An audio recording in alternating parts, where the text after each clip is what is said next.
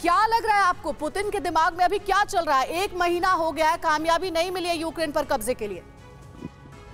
देखिए, कोई आपको एक्सपर्ट होने की जरूरत नहीं है ये अंदाजा लगाने के लिए कि ये लड़ाई किस तरफ बढ़ी है।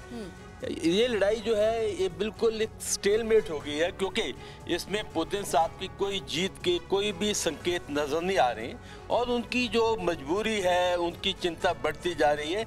और अगर आप मुझे 1 महीना पहले पूछते कि क्या परमाणु बम का इस्तेमाल हो सकता है, तो मैं कहता बिल्कुल पॉसिबल नहीं है, मुमकिन नहीं है।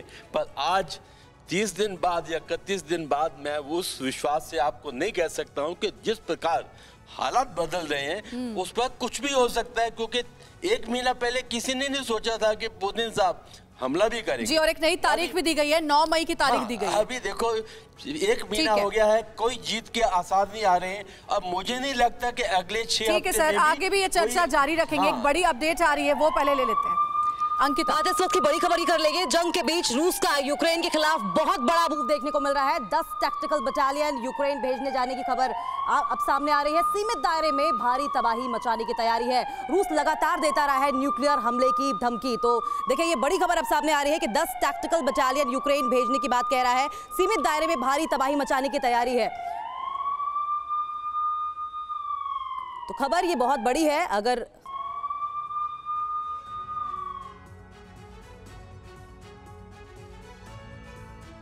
तो ये खबर बहुत बड़ी है। अगर रूस ने ये नया मूव लिया तो यकीनन परमाणु युद्ध की आशंका और प्रबल हो गई है। ऐसे में आइए समझते हैं कि आखिर टैक्टिकल न्यूक्लियर वेपन है क्या चीज। दरअसल टैक्टिकल न्यूक्लियर वेपन जो होते हैं ऐसे छोटे न्यूक्लियर बम हैं जिनका इस्तेमाल सीमित दायरे में विध्वंस के लिए किया जाता है। रूस के पास 1 किलो टन से लेकर 100 किलो टन क्षमता के बम हैं। रूस के पास करीब 2000 छोटे न्यूक्लियर बम अभी भी मौजूद हैं। इन छोटे न्यूक्लियर बम को ही टैक्टिकल न्यूक्लियर वेपन कहा जाता है। युद्ध में भारी नुकसान के बाद रूस इनका इस्तेमाल कर सकता है, यह भी आशंका है। टैक्टिकल न्यूक्लियर वेपन दुश्मनों के बड़े सैन्य फॉर्मेशन के खिलाफ कारगर साबित होता है। अंडरग्राउंड बंकरों, किलेबंद सैन्य ठिकानों के खिलाफ भी इनका इस्तेमाल किया जाता है। तो सर, ये जो टैक्टिकल वेपन्स हैं, अगर इसका इस्तेमाल हो गया तो ये युद्ध और ज्यादा विध्वंसकारी हो ही जाएगा। निश्चित रूप से इसके डायमेंशंस चेंज हो जाएंगे, क्योंकि अभी जो चल रहा है वो कन्वेंशनल वॉरफेयर का ही पार्ट है। और जब आप आते हैं न्यूक्लियर, बायोलॉजिकल, केमिकल वॉरफेयर के डायमेंशन में, तो निश्चित रूप से उसके जो वेपन्स हैं आर्म से डिफरेंट हो जाते हैं।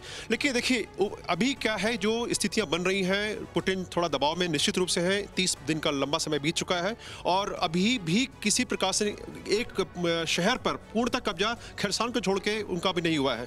तो ये कहना कि ऐसी परिस्थिति में क्या वो इसको यूज करेंगे, ये अभी प्रश्न चिन्ह है। लेकिन उनका जो दबाव बनाने की नीति है सर, लेकिन जिस तरह से युद्ध लंबा खिंच रहा है, आज हम बात कर रहे हैं तो आज 31वां दिन है, तो हो सकता है कि ये जो उनका तनाव है, जो घबराहट है, जो वो चाहते हैं, वो उसकी वजह से कर दें इस्तेमाल इस बम का। देखिए, बिल्कुल आप सही कह रहे हैं कि प्रेशर में आके वो इस्तेमाल कर सकते हैं। लेकिन जो 9 तारीख की डेट दी गई है वो उनका वो विक्ट्री डे है। वर्ल्ड वॉर 2 में जब जर्मन सेनाओं ने सरेंडर किया था और 8 तारीख को साइन किया था, लेकिन 8 अप्रैल को जब वहां पर साइन हुआ था जर्मन में, तो 9 तारीख डेट थी और इसलिए विक्ट्री डेट मानते हैं। लेकिन कहीं ना कहीं सर, अभी तक ये तो निकल के आ ही रहा है क्लबो-लबाब एक कंक्लूजन की रूस को पुश भी किया जा रहा है और उसी तरीके से रूस अग्रेसिव भी हो रहा है, लेकिन एट द सेम टाइम रूस को नुकसान भी बहुत हुआ है। परवाह देश की, सोमवार से शुक्रवार रात 10 बजे TV9 भारतवर्ष पर।